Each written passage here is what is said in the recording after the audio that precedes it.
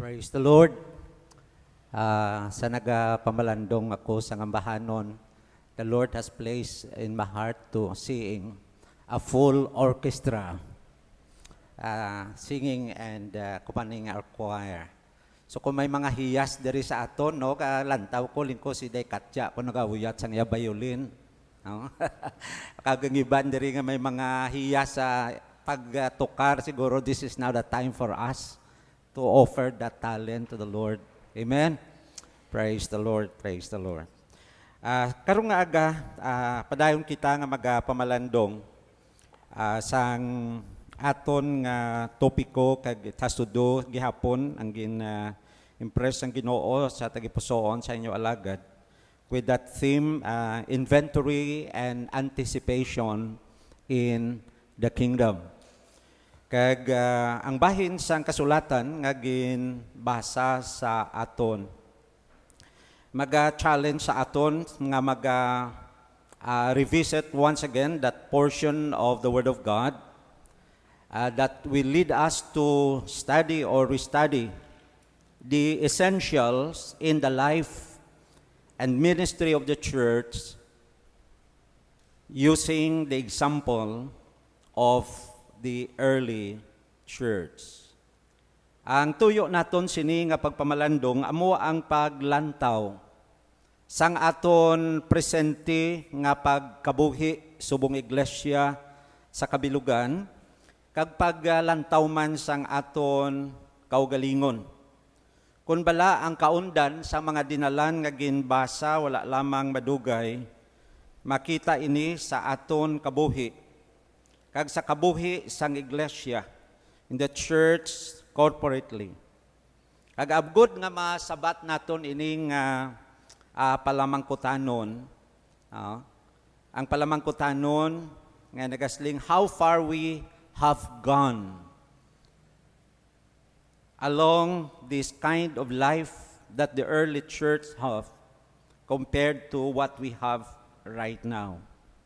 So ang sabat sini nga makita naton kung aton kadali lantawon ang bahin sang kasulatan nga ginbasa wala lamang madugay.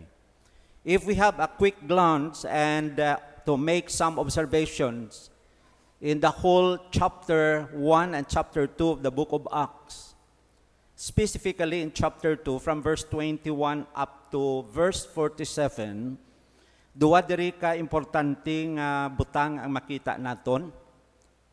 Una, how the Lord built His church or how the Lord called His church and what kind of life or culture this early church have. Una diri ang pagtawag sang Dios sang iglesia.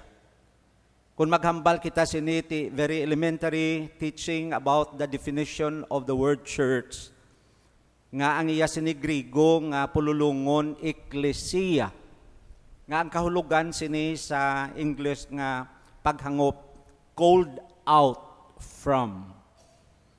Here through the power of the Holy Spirit and the preaching of His words, people responded to the call of the gospel through the preaching of Peter and of course with the involvement of 120 believers at the time. Believers that was endowed by the power of the Holy Spirit. Kag ang efekto sini mga auto, they were convicted by the power of God's word, and those who had been convicted repented from their sins and displayed their faith publicly by following the Lord through water baptism.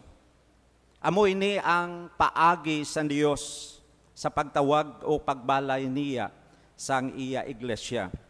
Ikadua diri makita naton ang kultura nga so prevalent and obvious in the life of that early church. First, their culture of learning God's word. Ara sa verse 42. And part of verse 42, not only learning God's word, but the culture of fellowshipping with one another. The culture of a prayerful life. Verse 42. Then 44 to 45, the culture of sharing their material things to those who are in need. So kung lang tawon ta ini, ang nauna nga mga tumuluo, mga utod, makita naton ang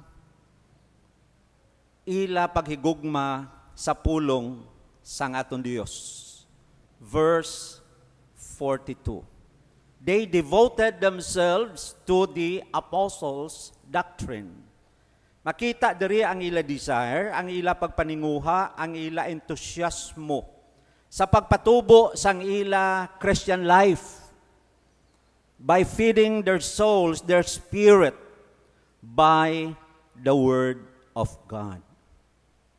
Giving ample time and serious study of the Word of God.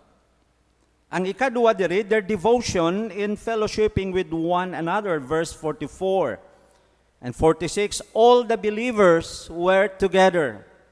How often? Verse 46, every day they continued to meet together in the temple courts. Ano pagid ang mga butang dara nga makita naton sa ila? Ang kultura nga gin-develop nila sa ila kabuhi, not only in studying the Word of God, not only having time with one another, but they also devote their time in prayer. Sa pagpangamuyo. The early church was born out of fervent prayer, and the same people who prayed, who went out and shared the gospel. Isa pagid nga makita naton dira, a notable culture nga makita naton diri is the culture of being generous. The culture of sharing to others' needs. Now amo ini ang nasapwan naton. If we try to look the whole picture of this early church, a congregation of 3,000 members. 3,000 believers doing things corporately. They study the Word together. They fellowship together. They prayed together. They shared their position in common, sharing the needs of those brethren nga nagakinanglan sini. So anong result? Anong bunga sini? The last verse, ang aton palatukuran, verse 47.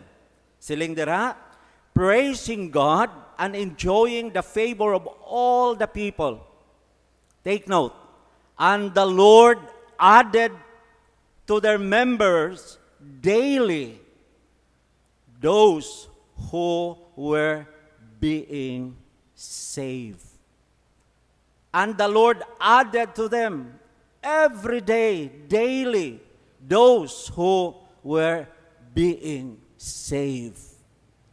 Now, kung ini nga eksperyensya matabo sa aton, way gid sang bakante nga pulongkuan, nga makita kita. Kung kaysa daw mo gini ang naga-challenge sa aton, kag daw amo ning question sang iban, tidi ng iban nga daw wala na da permis ang gapungko. Ti may mga sabat man na, no? Ting iban ti siguro may importante lang nga gin kadtuan. Ang iban siguro base ato naman sa iban nga simbahan, di ba? Okay. Pero hindi na lang ta magkasubo ko na to sila sa iban nga simbahan. Kaysa nga aton konsepsyon, nadula na sila. Ambot kung correct na nga answer. Why sila madula? Ato lang to sila sa pihak nga balay. No? Kagisa do mas aktibo patong ila partisipasyon sang sa diri. Ang pamangkot nga aayhan. Amo ng mga pamangkot. Pero I take this as a challenge to all of us. You need not to worry kung wala sa may nagapungko. Kay nga, it is a challenge for us. Diba? Abe, commit